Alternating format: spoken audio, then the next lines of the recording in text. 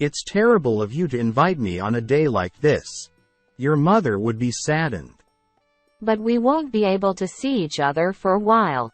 And during this time, I can forget about sad things, right? On the day of the mother's funeral, peeking into the family waiting room, I saw my husband and sister entwined naked. Even if it's just for now, I'll help you forget your sorrow. I feel sorry for Nancy. Though I couldn't see their faces, I sensed a faint laughter in my sister's words. It's fine. She's strong. Besides, compared to Amy, she'll look ugly no matter how she cries. Hey, she's still my sister, you know. I couldn't forgive the quietly laughing pair and was about to open the sliding door with my smartphone in hand. But my hand stopped dead at the next words my sister uttered. Surely it's a lie, isn't it? I felt my anger, trembling hands, and the pounding of my heart all rapidly quiet down. I'll never forgive her. Just as when I came in, I quietly left the waiting room. I had no doubt about what I was about to do. Even if my sister's life ends, I won't care one bit.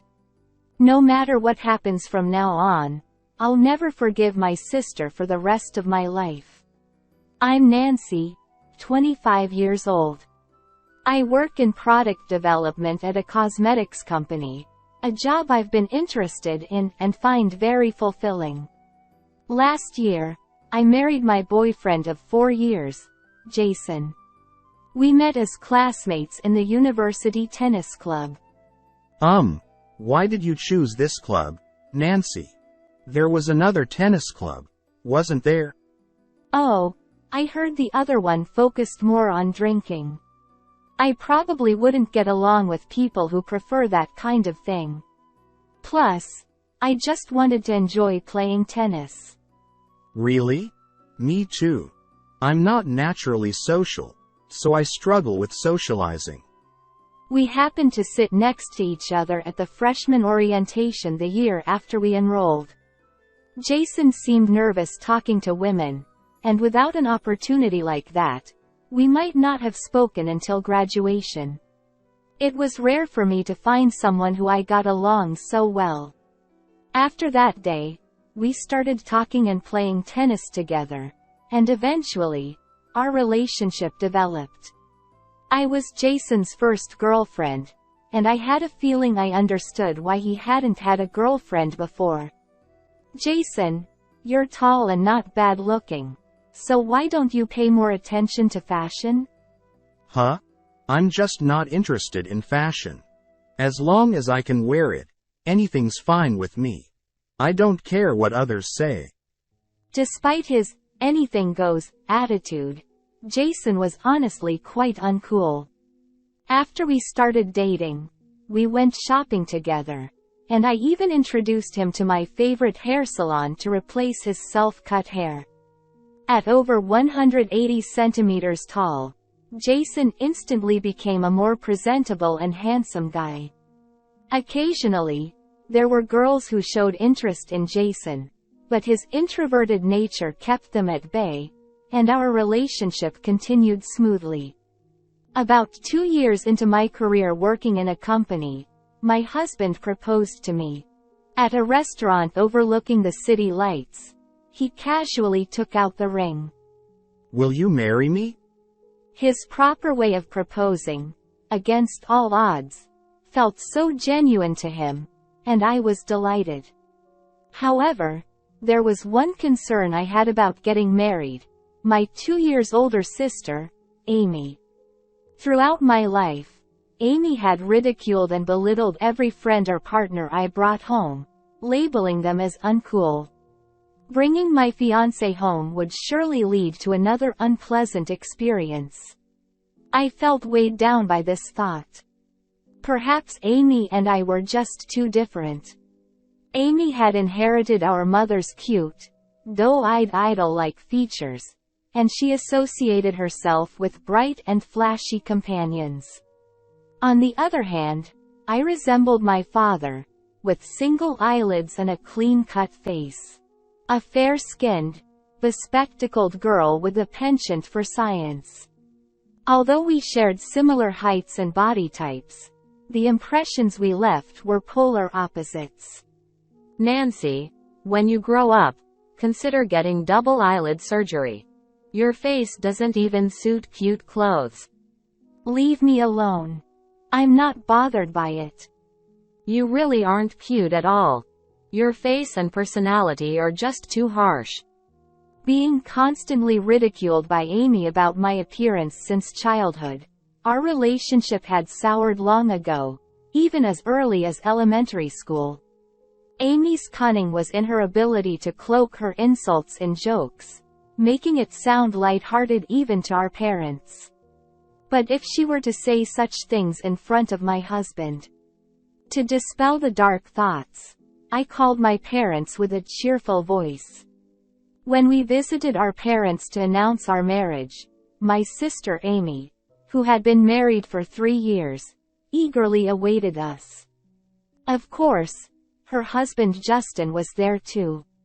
Amy and Justin lived near Justin's parents, just an hour away by bullet train. I'm Jason. I've been dating Nancy. I promise to make Nancy happy. Nice to meet you. Hey, Jason, no need to be so nervous. We won't eat you up or anything. Yeah. We're just grateful you're marrying Nancy. From the first greeting, my parents burst into laughter at my husband's nervousness, and the atmosphere remained lively and enjoyable throughout. My husband, dressed in a suit with his hair neatly styled, looked fantastic and handsome, even to me, his longtime partner. Jason, what do you do for work? Oh, I'm a systems engineer. Wow, really? That's cool. In a rare display, Amy showed kindness to my fiancé, who I had brought home. Though she had always belittled and ridiculed the friends and partners I brought home. Well, to be fair, my husband today is tall, handsome, and super attractive. Seeing the gleam in Amy's eyes, I felt a sense of superiority for the first time. Looking back, maybe the countdown to the end had already begun from that moment. Even if you say you're a systems something, it's all Greek to you, right, sis? Oh, come on. Nancy always makes fun of me. But seriously, I have no idea about the system thing. Oh, sorry. Even I don't understand. What kind of job is it? Father and Justin were also laughing heartily, and my husband seemed to be enjoying himself throughout. My parents had a great relationship, the ideal couple for me. I hoped that one day we could be a couple like them. In the evening, as my sister and her husband were about to leave, we decided to have dinner together on the way to the station. Hey, once the wedding settles down, how about the 4 of us go on a trip together? Maybe next summer. What do you think, Justin? It was the first time my sister had invited me on a trip. Perhaps she had matured during the time we had grown distant after getting married. Sure, that sounds good. If our schedules align, I would love to. I'd be happy if we could get along as families from now on. Yeah, sure. Justin was a kind person with a slightly chubby and gentle demeanor. Honestly, I was surprised when he first came to greet us. It might be rude to say, but he wasn't the type one had expected my sister to be with. It made me realize that love and marriage are indeed different things, which I oddly found myself accepting. I had thought that as we grew older, our relationship with my sister would improve, but that was a big mistake. After getting married, we planned to spend our first New Year's holiday at my parents-in-law's house and then visit my parents on the 3rd. My sister had come home for the New Year's on the 2nd, but it seemed Justin had to leave early due to prior commitments. Hey, since we're all together, let's go for lunch. Leaving our parents, who had already had lunch, we headed to a nearby restaurant with just the three of us. As we approached the restaurant, even though it was the third, it was still bustling with people. It's crowded. Let's stick together. Saying that, my sister linked her arm with her husband's. In that instant, I noticed my husband's face blush. It was our neighbor despite the crowd, so getting separated wouldn't be an issue. It's nice being tall. Feels reassuring having you next to me. My irritation flared up hearing my sister's cutesy voice, but I didn't want to ruin the New Year's mood, so I kept quiet. In the end, my sister kept clinging to my husband's arm from the restaurant until we got home. Also, I was irritated by my husband's lovesick expression. When we got home, my mother was busy preparing for relatives who were coming over in the afternoon. Hey, can you come shopping with me? I want to buy souvenirs for my husband. And look, things might be on sale after New Year's. Sure. Nancy, what about you? Wanting to help my busy mother since I was home, I declined. I'll stay. Sis, we have relatives coming over soon, so come back soon. Got it. I'll borrow Jason for a bit. Grinning, my sister took my husband's arm and left. Seeing my sister like that, even my mother smiled wryly. Looks like she got herself a cute little brother. Although my mother said that, my sister's behavior looked more like that of a lover than a sibling. For the next 3 hours, my sister didn't return, taking my husband along with her. They became suddenly close, and even after returning, they kept chatting together, glued to each other. What irritated me the most was what my husband said in the car on the way back. Amy is really cute, isn't she? I never expected to be so irritated right after the New Year's. It made me think I never wanted to return home for New Year's again. In the early spring, when I had almost forgotten about it, my sister called. Hey, how about a trip with the four of us this summer? It was the same invitation I had received before getting married. In an instant, the unpleasant memories of New Year's came flooding back. As I stayed silent, the voice on the other end of the line changed to Justin's. Since it's also a celebration for your marriage, I'll cover the travel expenses this time. Nancy, is there anywhere you'd like to go? Unable to refuse when Justin said that, we ended up going on an overnight hot trip.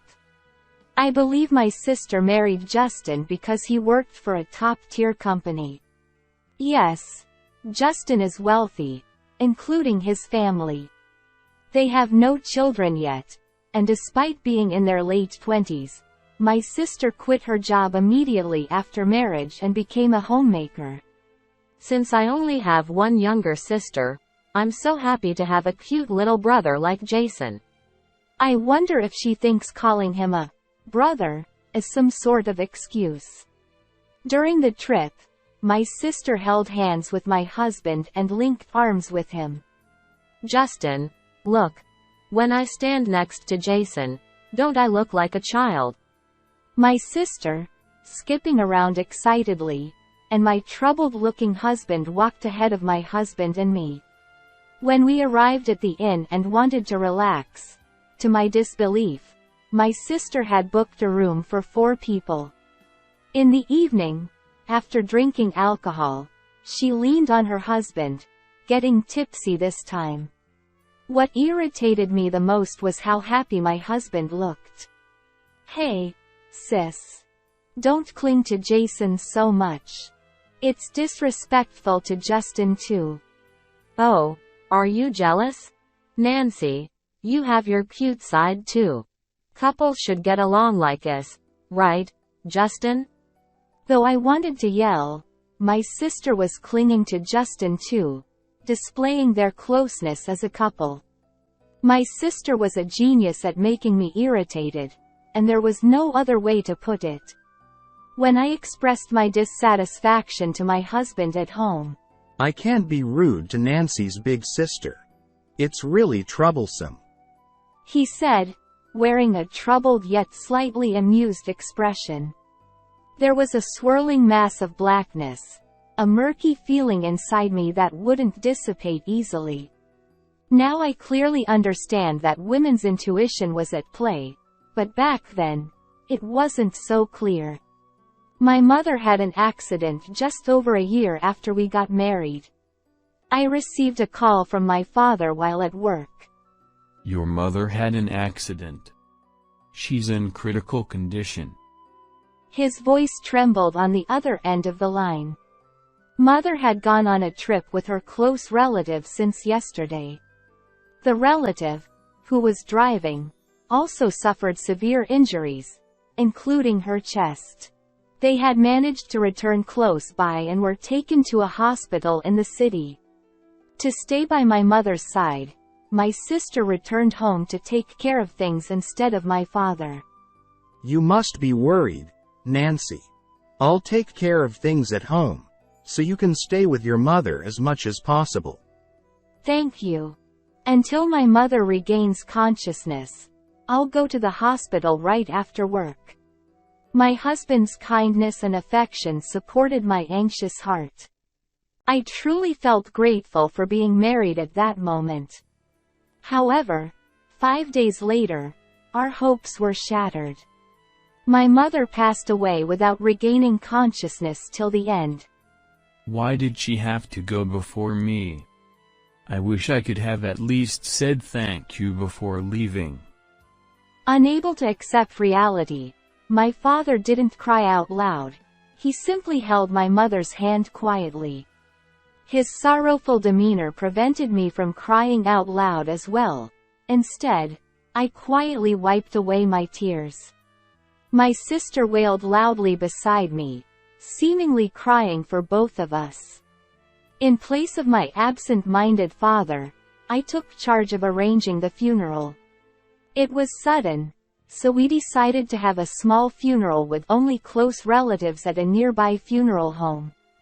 After the wake the next day, my father, sister, my husband, and I stayed overnight at the funeral home to spend the last night with my mother. My sister's husband went home once and returned the next morning with his parents for the farewell ceremony. It still feels like a lie that she's gone. Yeah, she told us she'd bring back souvenirs from the trip just the other day. We spent the last night with my mother, being careful not to let the incense burn out. The bereaved family room where we stayed had a space with a sofa and a table upon opening the door, and there was a room in the back. Although there were 4 beds, my father wouldn't lie down. I feel kind of sick. Maybe it's because I haven't slept since yesterday. I'll go get some fresh air outside. Huh? It's dangerous to go out alone at this time of night. Nancy, I'll accompany Amy. Please take care of your father. Got it. Take care of my sister, please. That day, our family was the only one holding a wake at the funeral home. After the staff left, it truly felt like it was just us. When my husband and sister left, the already quiet funeral home seemed even quieter. They returned about 2 hours later, bringing warm soup from the convenience store. The next morning, after having a light breakfast and getting ready, there was still about an hour and a half until the 10 o'clock start time. While the staff began preparations, my father, like last night, sat blankly next to my mother's portrait, lost in thought. We were supposed to have a final coordination meeting with the funeral director soon. I had intended for my sister to join as well, but she was nowhere to be found. I wandered through the venue, but neither my sister nor her husband were there. Had she fallen ill again? With a sense of dread, I decided to peek into the waiting room. As I reached for the doorknob, I heard a strange sound like a cat's cry from the inside, sending shivers down my spine. My heart began to race. As I slowly turned the doorknob, I realized it was locked from the inside. Could it be? I had been holding onto the key to the waiting room, which I had arranged for the funeral. I gently inserted the key into the lock and turned it silently. The lock clicked open, but the strange noise persisted from within. Sneaking into the waiting room, I noticed the door was slightly ajar, about 10 centimeters. Amy. My husband's voice came from beyond the door, causing my heart to leap. I knew logically it was my sister with him. Still, part of me hoped it was Justin, arriving early. Why is this happening? Despite feeling faint, I managed to slip out quietly. After taking a slow, deep breath, I decided to try filming with my smartphone. Peering through the crack in the door, I saw my husband and sister entwined, their lower bodies exposed. It's cruel of you to tempt me on a day like this. Your mother would be saddened. My husband said. But we won't see each other for a while. Besides, won't this help us forget our sorrows? My sister replied. Even though the funeral is about to begin, the sight of my sister, acting affectionately towards my husband, disgusted me to the core. Even now, I'll make you forget your sorrows. My husband said. I feel sorry for Nancy. My sister said. Though I couldn't see their faces, I sensed a hint of laughter in my sister's words. The thought of them being together last night made my chest tighten. It's fine. She's tough. Besides, compared to Amy, even if she cries, she looks ugly. My husband remarked. Hey, she's still my sister, you know. My sister retorted. My husband's words pierced through my trusting heart. Unable to bear their whispered laughter, I decided to swing the door wide open. Just as I was about to lower my smartphone, my sister's next words froze me in place. But we must thank Mom.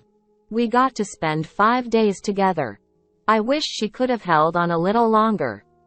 My sister said. Your mother was on our side. From now on, pretend to worry about your father and come home. My husband suggested. Hee, Jason is such a bad guy. My sister chuckled. Was my mother's accident merely a stroke of luck for them? Was my husband's kindness, which supported me at that time, just a lie for their tryst? The anger, trembling in my hands, and the pounding of my heart, all suddenly quieted down. I would never forgive them. As I left the waiting room, I heard my sister's pleading voice from behind. One more time. I had no doubts about what I was going to do next. I wouldn't care if my sister's life ended here. No matter what happens in the future, I will never forgive her for the rest of my life. As I left the waiting room, I immediately headed towards my father. The family of the relative who had the accident with my mother was already there beside him.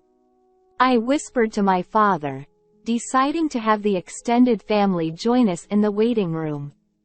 As we headed there, the elevator doors opened, and Justin's family and my husband's parents came together. Nancy, are you okay? We came early in case you needed help. My mother-in-law said. Surrounded by such kind people, I felt saddened. Thank you. I apologize for calling you all here so soon. I quickly explained the situation, and all our relatives quietly entered the waiting room. Then, with both hands, I forcefully pushed open the door. Bang! The door swung open but recoiled slightly. Though they were both wearing clothes, they were frozen in an embrace on the messy bed. I addressed my husband with a cold gaze. "Hey, Jason, what are you doing?" My husband panicked, breaking away from my sister and standing up. Among the relatives behind me, I saw the shock on my parents' faces. No, this is. My sister stammered. I wasn't. I felt sick, and Jason was just comforting me. Yeah, that's right. Amy, she's been feeling unwell since yesterday. My husband added. Both my sister and husband were desperate, knowing that not only their partners but also their parents and relatives were present. Nancy, you seem to have misunderstood something. Jason was just taking care of me. I simply took advantage of his kindness. If I misled you, I apologize. I'm sorry. My sister said. Perhaps because they couldn't fully grasp the situation, everyone's brows furrowed in confusion. Even on the day of our mother's funeral, it seemed unbelievable to them that such a thing would happen. It's understandable that this situation could be misunderstood. But Nancy, surely you wouldn't cheat on such a day, right? My father-in-law's words were met with nods of agreement from Justin's parents. Seeing this, my sister's expression relaxed slightly. I'm truly sorry. I see Jason as my dear little brother. Nancy must have been jealous of our close relationship and thought it was cheating. My sister explained, her lips curling up in confidence. My father, standing next to me, put his hand on my shoulder. So, it's my misunderstanding. Exactly. Who would do something like that on the day of our mother's funeral? That's absurd. My sister said, her face displaying a hint of relief. Then explain this misunderstanding. I said, playing the video of the two of them entangled, with the sound of suppressed cat-like cries echoing. Stop it. Nancy, stop it right now. My sister screamed. When I stopped the video, Justin rushed over from behind and grabbed my sister's collar forcefully. My sister's face turned pale instantly. Justin, this isn't what it looks like. There's been a mistake. Nancy, please explain. My sister pleaded desperately, seeking help from me. I couldn't fathom why she thought I would help her. Since Justin turned his face towards us, I shrugged my shoulders. Heaving a big sigh, Justin released my sister's grip, although he must have wanted to hit her. I've tolerated your selfishness before, but seducing your sister's husband crosses the line. Especially on the day of our mother's funeral? Despicable. Justin stated firmly. Justin, it's not like that. I was shocked about Mom and lost my senses. I'm sorry. I'm sorry. I'm done with you. Let's divorce. My sister collapsed weakly on the spot. At that moment, I pressed the play button on the video again. It was the scene I couldn't forgive. The conversation between my sister and my husband played out. But we must thank Mom. We got to spend 5 days together. I wish she could have held on a little longer. My sister said. Your mother was on our side. From now on, pretend to worry about your father and come home. My husband replied. I felt my father's hand, which was holding my shoulder, tighten. He let go of my shoulder and approached my sister in silence. With a swift motion, he slapped her across the face. And he slapped her face. Though it was a slap, my sister, who was sitting, was sent sprawling onto the floor. What nonsense about being shocked and losing your senses. I won't allow someone like you to attend Mom's funeral. Get out now. My father's angry voice resounded, and at the same time, my husband was sent flying through the air by a blow from my father-in-law. Dad, no, it's not like that. I'm sorry. Please, forgive me. Please let me stay. I'll apologize to Mom. My sister cried and pleaded, but my father silenced her with another slap across the face. Sobbing and begging, my sister collapsed onto the bed, unable to articulate anything coherent. My husband kneeled beside her, also bowing in apology, but both were dragged outside by the relatives. Nancy, please, I was just invited by your sister. Help me. Incredibly, my husband reached out to me for help even at this moment. I felt nothing but disgust at his audacity. I coldly pushed him away with emotionless words. Don't touch me with your filthy hands. Anyone else have to leave?